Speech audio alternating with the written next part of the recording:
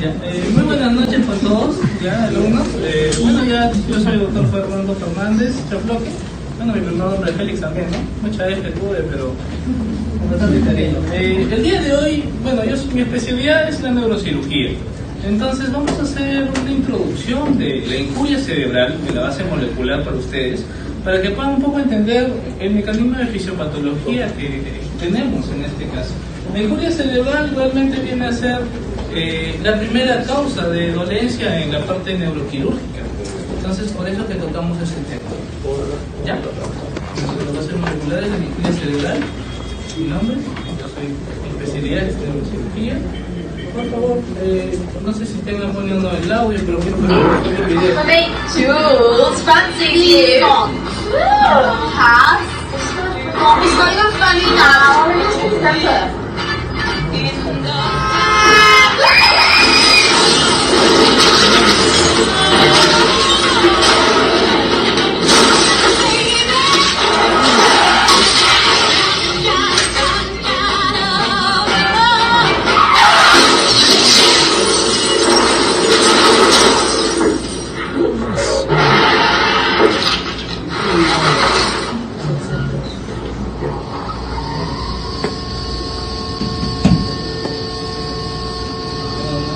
Evidencia obviamente en este video lesiones muy marcadas, muy crudas también en la realidad con respecto a lo que son las lesiones cerebrales producto de un evento de gran impacto, ¿ya? No solo en la parte psicológica, sino obviamente en daños estructurales. Entonces, ¿por qué pongo este video en este caso que nos llama un poco la atención, ¿no?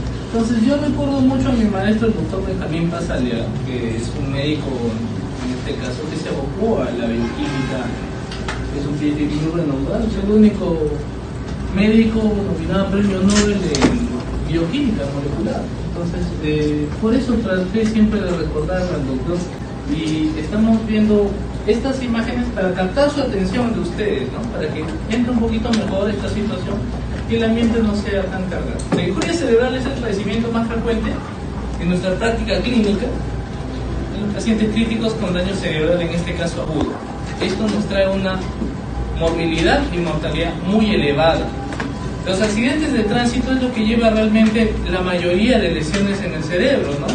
Y es la causa de casi el 80% de las lesiones en el cerebro también, ¿ya?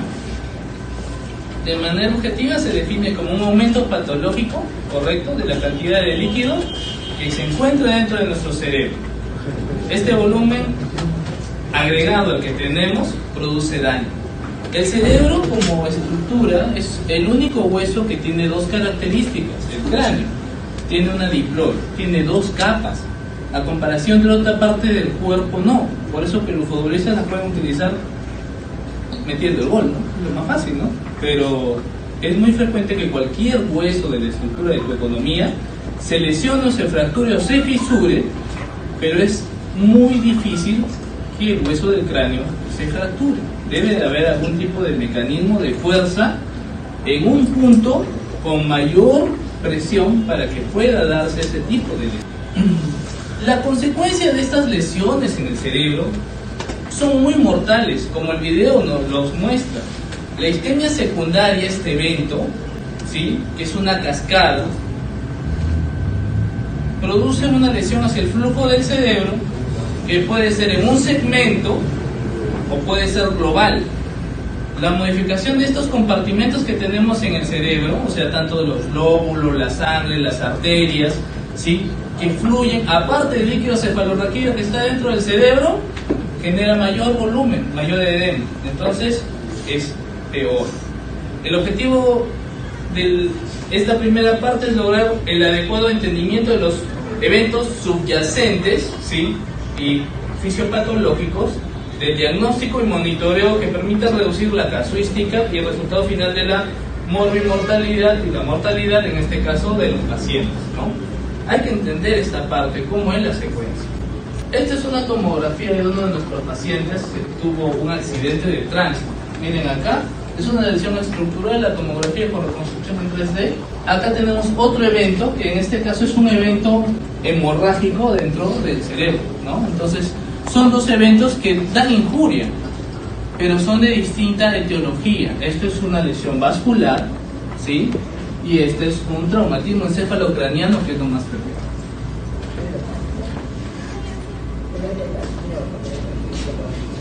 Otro paciente vino con un cuadro muy agudo de dolor de cabeza.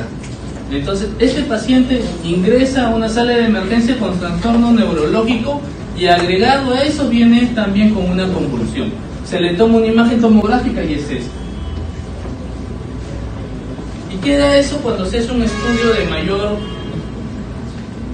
enfoque? Que esto es una panarteriografía cerebral. Esta panarteriografía solamente dilucida arterias y venas. Entonces, en este caso, se ve que es una dilatación sacular correspondiente a un aneurisma sacular.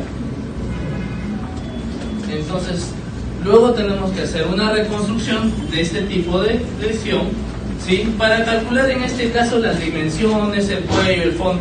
Pero al final todo esto lleva a daño cerebral, obviamente, porque hay un daño evidente que deja secuelas. El tratamiento en este caso fue quirúrgico, se operó, ¿sí? Se puso un clip aneurismático, se cerró, se excluyó de la circulación, pero pese a que se actuó rápido, igual tiene daño. La sangre en el cerebro no es como que te hagas una herida en el brazo, te golpees el abdomen, tengas un moretón porque fue escudo, no. Basta que una gota esté fuera de su lugar, en una gota de sangre estamos hablando en el cerebro, para que genere daño. Puede producir incluso, según la zona, convulsión.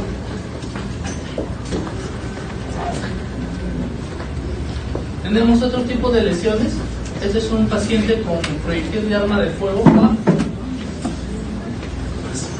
Lesión evidente, un trazo tangencial, ¿sí? El paciente tuvo que ingresar. Esta fue la tomografía de inicio. Esta es la que vino después, incluso de la primera operación, porque se hizo una descompresión. El cerebro se edematiza de una manera tan alarmante que a veces dice que puede aumentar en una hora un 15%, la siguiente hora un 30%, y así entre 5 a 10% según el grado de lesión, a veces por los segmentos en los cuales se habla de lóbulos, de edema, en este caso un segmento frontal, parietal, temporal, ¿sí? Pero recordemos que la zona muy distinta a lo normal es la región posterior, la zona occipital, donde tenemos un espacio muy reducido. Entonces el edema ahí conlleva muerte cerebral y muerte neurológica o parada cardiorrespiratoria, porque hay un centro de respiración acá. Entonces voltearse en la región occipital hay que tener mucho cuidado. Entonces esto es un sangrado, ¿no? Evidente, secundario a la primera intervención. Volvió a sangrar. Se tuvo que reintervenir al paciente, ¿no? Y esta lesión es más que evidente, ¿no? Queda secuela. Hablemos un poco de historias. Hubo un doctor en el 1960, el doctor Igor Glaxo, fue el primero que tal vez hizo mediante unos estudios una clasificación de las bases actuales, experimentando en animales, sobre la injuria cerebral. Posteriormente, 10 años, lo publica por primera vez, y hay una primera publicación, un primer estudio de lo que es edema, injuria cerebral, en lo que es la revista de 1970.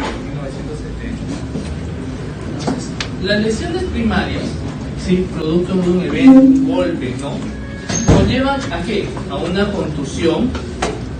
Puede haber hemorragia subaracnoidea o hemorragia dentro del cerebro. Posterior a ello, ¿qué genera? Edema, ¿sí?, inflamación.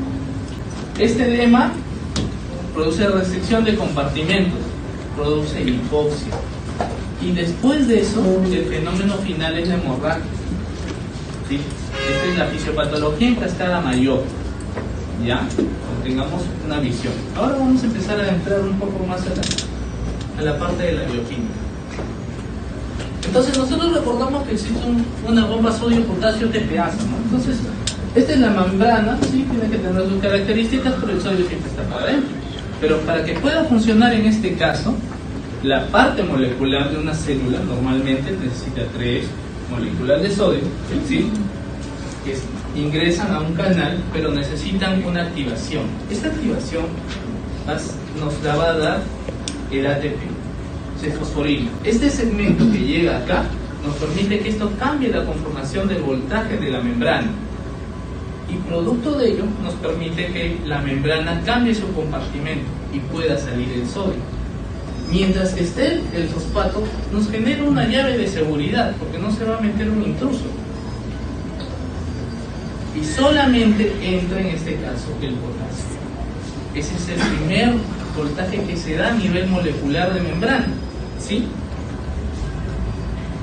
Se tiene que retirar de nuevo nuestra llave de seguridad, que es el fosfato, para que pueda de nuevo ingresar, en este caso, todas las moléculas que son necesarias para la homeostasis molecular celular dentro de cada una de las personas.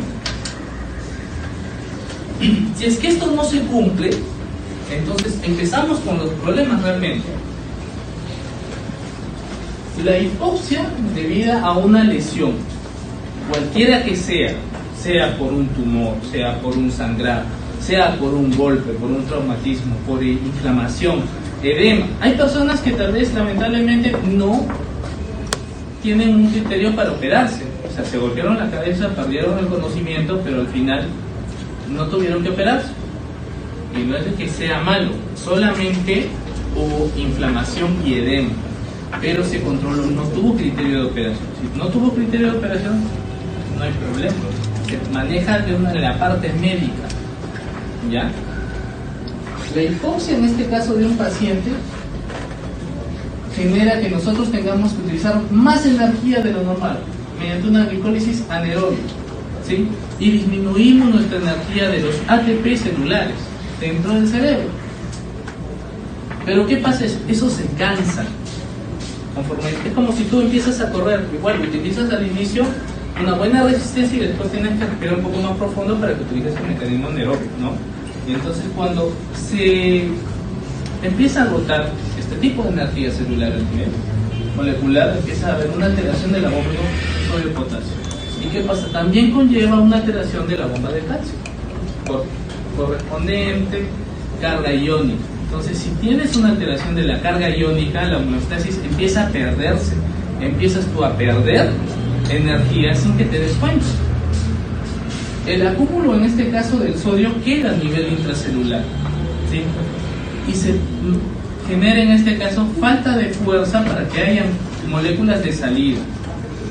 El sodio, siendo un ion que tiene carga, siendo positivo, va a jalar moléculas para que haya homeostasis, pero empieza a jalar líquido y empieza a haber edema dentro de la célula.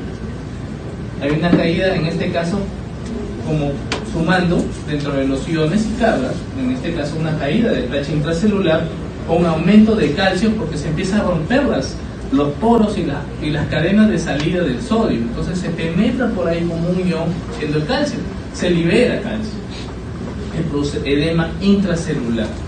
Entonces esa es una cascada continua que se da después de la injuria cerebral. Entonces regresamos para acá.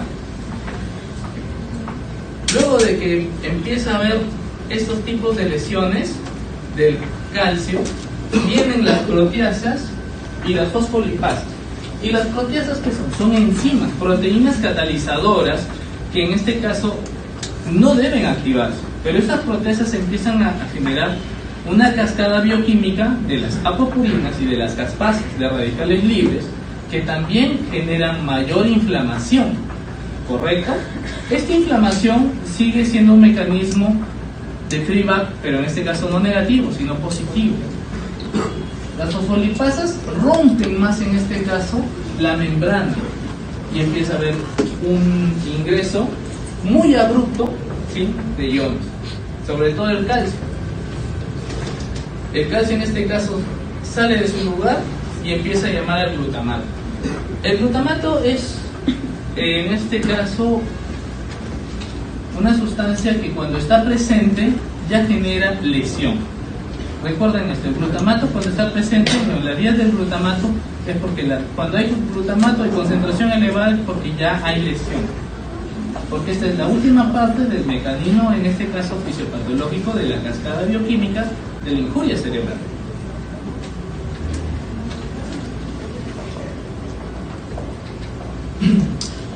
Ahora, ¿qué pasa con la vía del glutamato? Entonces, ¿por qué es tan importante el glutamato? ¿Por qué lo nombro? ¿Por qué tal vez mencionamos el glutamato? El glutamato, siendo una sustancia de alto peso molecular, necesita una llave y un receptor. ¿Ya? Él es el N-metil-aspartato. Cuando está el glutamato, desesperadamente empieza a buscar esta vía de salida de su receptor del aspartato.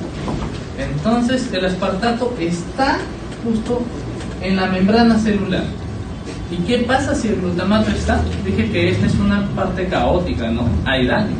Entonces empiezan a penetrar iones de calcio de fuera hacia adentro, haciendo una carga y alterando mayor y alterando la membrana celular.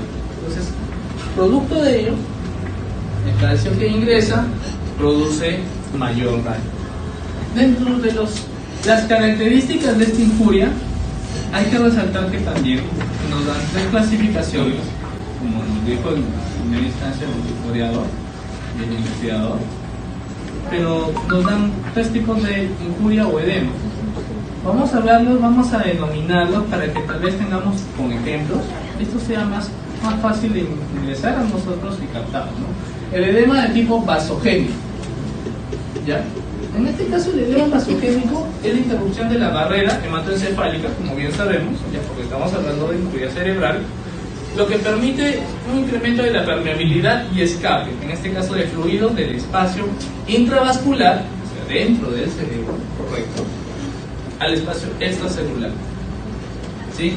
Un ejemplo en este caso es el edema que se encuentra en los tumores, o sea, lesiones ocupantes, inflamaciones que tenga el cerebro por cualquier tipo de proceso infeccioso, o en este caso el TEC, que es el traumatismo cráneoencefálico. Entonces, como vieron las lesiones en un inicio, tanto el problema de fuego, el traumatismo craneal propiamente dicho, esos son edemas de tipo vasogénico, ¿sí? ¿Correcto? Pues eso se tiene que quedar impregnado en ustedes. Eso es lo más importante dentro de las clasificaciones del edema. El edema vasogénico es por un traumatismo, por una caída se inflama, ¿correcto? Eso pasa. Entonces la barrera hematoencefálica pierde su continuidad por algún tipo de laceración, lesión, y empieza a haber pérdida de salida. Si esto se retira del borde, entonces empieza a salir agua y empieza a haber edema. El edema intersticial. Y tal vez, ¿por qué pongo estas orejitas que parecen de último?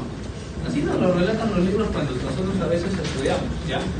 El edema intersticial en este caso es el incremento del flujo, pero en el cerebro se llama flujo transependimario. Y hace sus compartimientos, que son intraventriculares, estos son los ventrículos del cerebro, ¿sí? Y consecuentemente puede haber una obstrucción a esta zona. Si hay una obstrucción en esta zona, esta guía que ven ustedes es un sistema de drenaje.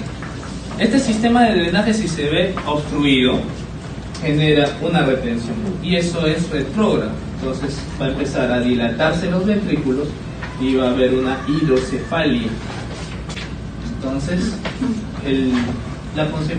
en consecuencia, la obstrucción del flujo de líquido cefalorraquídeo o de su reabsorción, cualquiera de los dos, o por un defecto de falta, un exceso de producción o un defecto de su reabsorción, condiciona a este defecto que vemos acá neurológicamente, ¿no? Un aumento de, ¿correcto? Estos pacientes con hidrocefalia, ¿qué tipo de edema tienen? Edema intersticial, ¿correcto? Ya. Y esta es una patología muy frecuente, pero en niños, no tanto en adultos, en los niñitos, ¿ya? Bueno, así como hay estos dos anteriores, ¿ya? Viene el tercer tipo de edema que se describió también porque produce lesión, que se llama el edema citotóxico. Es también conocido como edema celular o edema oncótico. Es el resultado de cualquier lesión celular que conlleve a falla enérgica en la bomba de sodio-potasio.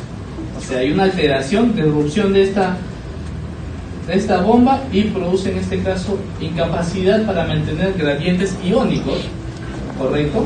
Modificando, ¿qué cosa? Esta parte, la homeostasis y su permeabilidad. Consecuentemente, el ejemplo es una isquemia cerebral. La isquemia viene a ser una obstrucción, una disminución de flujo, ¿correcto? Y falta de aporte de oxígeno a un segmento del cerebro, ¿sí? El paciente usualmente en una tomografía tiene una ausencia de la irrigación y cambia el tejido ahí.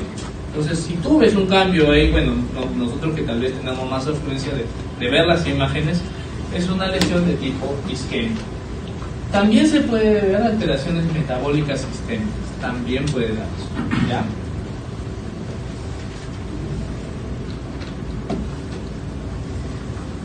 Bueno, en este caso hay que también recordar que existen radicales libres. Ya, los radicales libres también generan edema. Los radicales libres en este caso son bastante estudiados en la parte de homeostasis, porque también al final nos generan daño. ¿Ya? Entonces, el calcio liberado al citosol, ¿qué conlleva? ¿Qué hace? Hay una activación de las ATPasas que están acá, ¿correcto? Hay cambios de la morfología de la célula, en este caso se empieza a anchar, ¿sí? Hay activación de la fosfolipasa. Hacia arriba la activación de las ATPasas genera AMP, ATP se consume pero va hacia una vía de la hipoxantina. La hipoxantina tiene una vía de la xantina oxidasa, que es un degradado, es una enzima también, nos da la xantina. Pero en este caso se pierde energía y también genera, ¿qué cosa? Edema, lesión y genera radical libre. Hacia abajo, los cambios morfológicos de tamaño de la célula, ¿sí? Y la activación de la fosfolipasa generan en este caso potenciación del daño de la membrana, porque se empiezan a ingresar, se empiezan a adherir a la membrana radicales libres. Y estos radicales libres generan igual mayor lesión, que conlleva lesión celular irreversible, ¿correcto? ¿Y qué pasa también cuando el calcio está libre? Mediante la xantino deshidrogenasa, entonces degrada, ¿sí?, estas moléculas y libera el hierro y deja el OH, otro radical libre. Y estos radicales, estando solos con carga a libre albedrío, generan lesión celular también irreversible. Ahora, ¿qué pasa si en este caso la fosfolipasa se activa? Hay un aumento de ácidos grasos libres porque no se pueden degradar. ¿Y qué pasa con ácidos grasos libres? Genera mayor movilización de ácido araquidónico, leucotrienos, tamboxanos, prostaglandina C2, ¿sí? Y al final ¿a qué lleva esa cascada de la vía paralela de la degradación de ácidos grasos? Al daño vascular. Por cualquier vía, lamentablemente, nos estamos dando cuenta que las lesiones que generen radicales libres nos van a producir daño, ¿correcto? ¿Sí? Eso se entiende, ¿no? Entonces, para que tengamos un poquito mejor el concepto de esta parte aquí con la parte de la isquemia, entonces he tratado de adaptarlo a ustedes para que nos entiendan como ejemplo.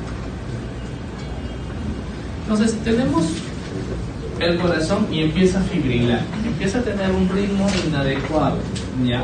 Entonces esto genera que un coágulo en esa fibrilación, ¿ya? Este es un tromboémbolo que migra, sale por las arterias de mayor calibre y empieza a ascender, ¿sí? ¿Correcto? Tiene una zona de impacto, ¿sí?, donde va a ser el cerebro, porque las arterias, si bien se dan cuenta desde abajo, empiezan a tener un diámetro mayor, pero se empiezan a cortar, ¿correcto? Y mientras más distal o más profunda sea nuestra irrigación, el tamaño del calibre de la arteria es menor, ¿sí? ¿Correcto? Como lo vemos. Entonces ahí se queda atrapado este coágulo, este trombo, y empieza a haber una disminución del flujo cerebral. Esta disminución del flujo cerebral, como ya lo sabemos, para que se den cuenta en la imagen, obviamente hay una disminución del fluido, cambió de color el cerebro, hay una isquemia, ¿correcto? Isquemia. hay lesión.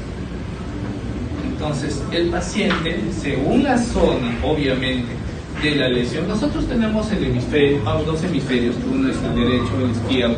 Cuando hay una lesión en el hemisferio derecho, clínicamente el cuadro va a ser contralateral a la lesión. Si lo tengo acá, el problema va a ser del lado contralateral y viceversa, ¿no? Entonces el paciente empieza a tener disminución de fuerza. Si es del lado izquierdo, es el lado donde está el habla, entonces hay una afasia de expresión, hay una disminución de la articulación que es progresivo. El paciente no logra pararse, tiene plejía o parece parcialmente plejía, no se le mueve nada, ¿ya? Entonces, tomográficamente estamos viendo que hay una injuria cerebral, una isquemia, ¿sí? Tenemos una resonancia que nos ve los grados desde la parte más profunda y según la concentración de la captación, ¿sí? De la degradación de la sangre vemos el grado de lesión. Tenemos acá una zona que es la cápsula interna, que es la parte central dentro de la anatomía del cerebro, entonces está lesionada, es una vía principal que nos lleva la información de la persona, entonces obviamente que ahí se ve una secuela evidente. Hay protocolos en los cuales nosotros podemos actuar dentro de la parte médica, ¿correcto? Nosotros tenemos la posibilidad de, mediante medicamentos, tratar de romper estos coágulos, pero se tiene un protocolo en cuanto a tiempo y a horas, ¿ya? Es el protocolo de la Guía Internacional del Stroke, que ahora actualmente se utiliza, ¿ya?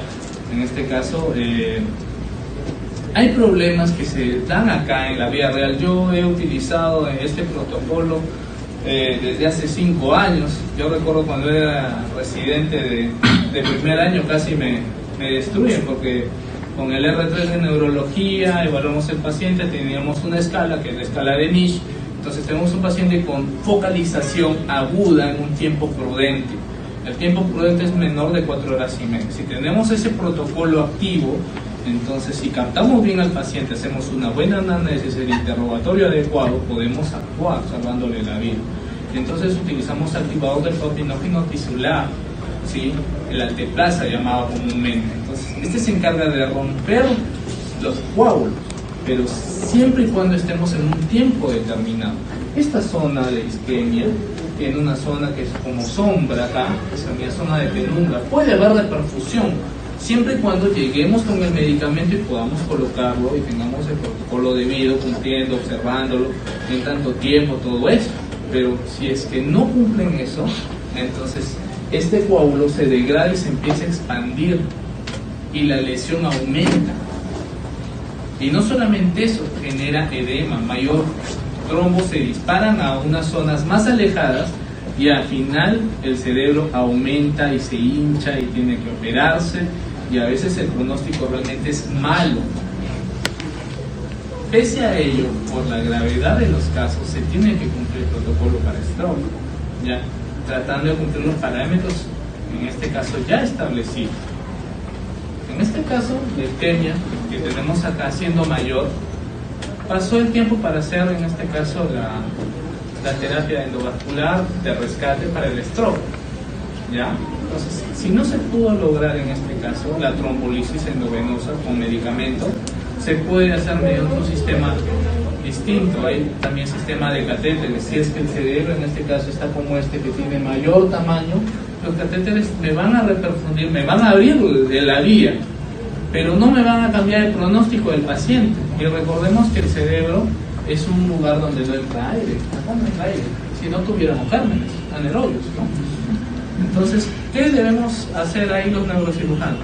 Bueno, pues ahí ya si nos molestan en la madrugada, pues nos llaman, doctor, tocan la puerta, interconsulta, 1, 2, 3, quinta interconsulta para que lo operemos.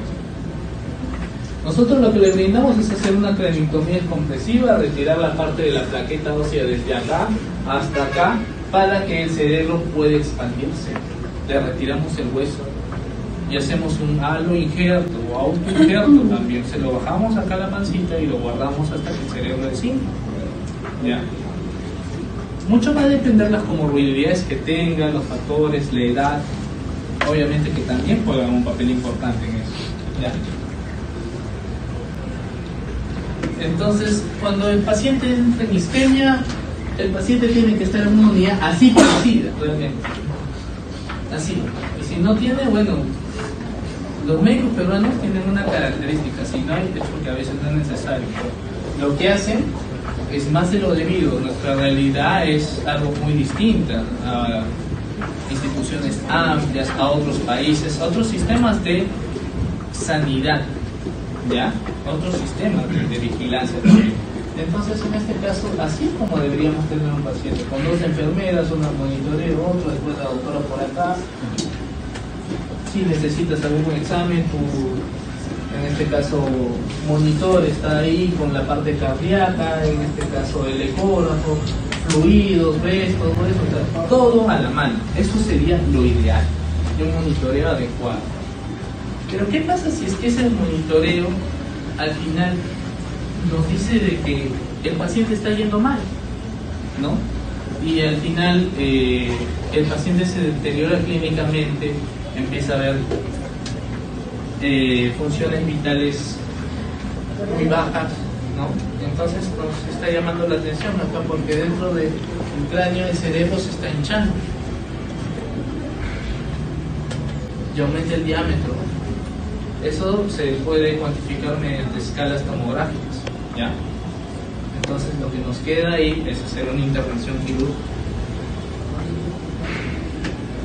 Entonces nosotros tenemos dribladores de corte, ¿sí? Entonces desde el cráneo, una reconstrucción donde nosotros vamos a hacer un forado, ¿sí? Correcto. Un agujero de trepa no funciona, ¿sí? Se hace otro en la parte posterior y tenemos una cuchilla de corte que por este lado ingresamos y ampliamos todo esto para hacer una ventana, ¿sí? Para que el cerebro pueda respirar. ¿Correcto?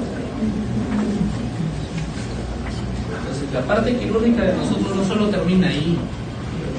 Esta es una foto de nuestra cirugía, ¿no? Nosotros tratamos de ampliar aparte una durotomía, la dura madre la abrimos.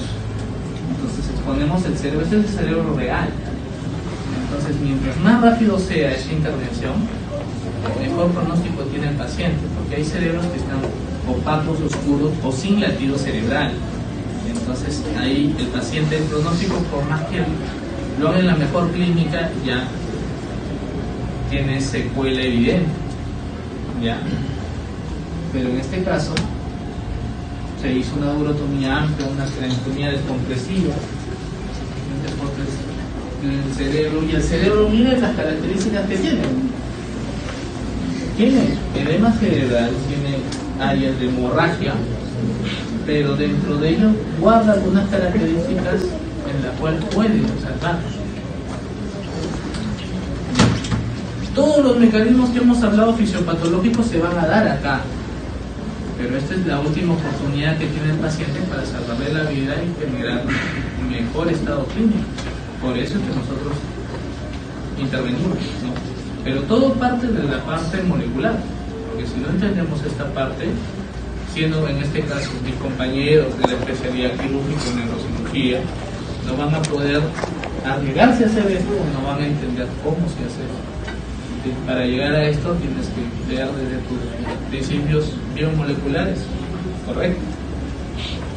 He tratado de resumir un poco esta parte y también para que no se les haga tan pesado por la hora, ¿no? Yo también he sido estudiante, ¿no? Siempre hay que leer realmente, siempre es motivarse a leer.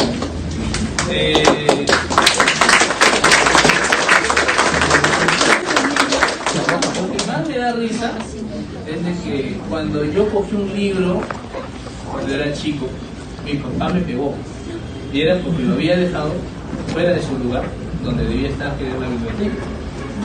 Entonces, yo desde ese momento tenía mucho miedo de coger un libro en la biblioteca, pero lo hacía cuando mi papá no estaba.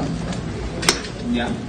Fue algo muy chistoso que me quedó como moraleja, estudiaba escondido, ¿ya?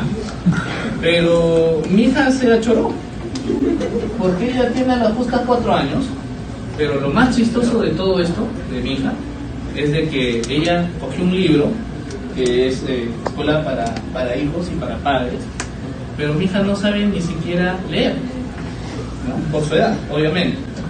Pero trata de relacionar las imágenes con respecto a un concepto que se imagina y trata de tener esa iniciativa, ¿no? Entonces, nosotros debemos de motivarnos realmente para entender las cosas complicadas. El que puedas conversar con otra especialidad o otro colega o en otro país, como se ha dado la oportunidad en mi persona, no quiere decir de que tú tengas algún déficit o tengas ausencia o falta de algún criterio. Todo está en los libros. Ahora con la posibilidad de internet, el chat, el celular, WhatsApp, no sé, todos los beneficios que te da el celular, tienes todo a la mano. Antes era mucho más difícil estudiar y esa es una gran verdad, ¿ya? Entonces hay principios personales de uno de superación, como en este caso son los míos, siempre mi familia, ¿ya? Y otros también profesionales de cada persona, ¿no? Entonces esta parte también de la charla en la parte final es que llamemos un poco la conciencia de ustedes para que a puertas de salir, siendo profesionales de poco tiempo, traten de exigirse ustedes mismos, y cada uno, al igual como yo tomé la ruta de la neurocirugía, ustedes también van a tomar una ruta de sus especialidades, ¿no? Y traten de perfeccionarse día a día. Ya cada unos 5 años se reunirán los mismos y cada uno estará despuntado en algo. En 10 años igual, de seguro tendrán algunos más cambios, otros tendrán hijos, otros tendrán más hijos, ¿no? Pero ese mecanismo siempre queda, ¿ya? Entonces, bueno, eso es lo que traté de resumir en este caso, en esta exposición.